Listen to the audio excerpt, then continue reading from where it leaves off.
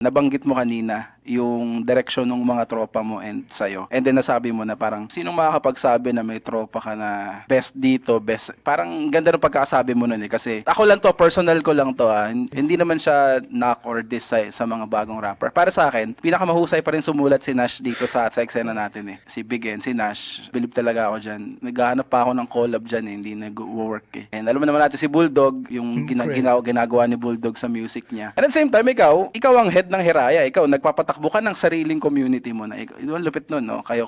Like I said, wala naman siyang disrespect eh. Kanya-kanya namang linya yan eh. Para sa akin, ikaw ang mukha ng battle rap dito na Tagalog. Si Nash ang pinakamalupit na, ako lang yun na writer talaga Agree dito, naman brother. ako, bro. Kaya, alam mo yun, kung may disagree, edi pakita nyo rin, magsulat kayo na maayos. Oh, di ba? Parang, Diba? Ganun lang yun, man. Like, hip-hop is objective opinions, diba? kumbaga, mas siguro, in basketball terms, doon ako mas may alam eh. Kung matanda na akong player, sa tingin mo, dapat ko na ibigay spot ko sa mas bata. Kunin mo sa akin, pare, hindi ko Diba? bibigay sa'yo, di ba? No, Para tama, patunayan mo magaling ka, di ba? Which is good naman yun, hindi naman yun masama eh, di ba? Kasi ang dami kasi mga Pilipino kasi, bro, mga sensitive. Alam mo yun, like, kampihan. No, bro, like,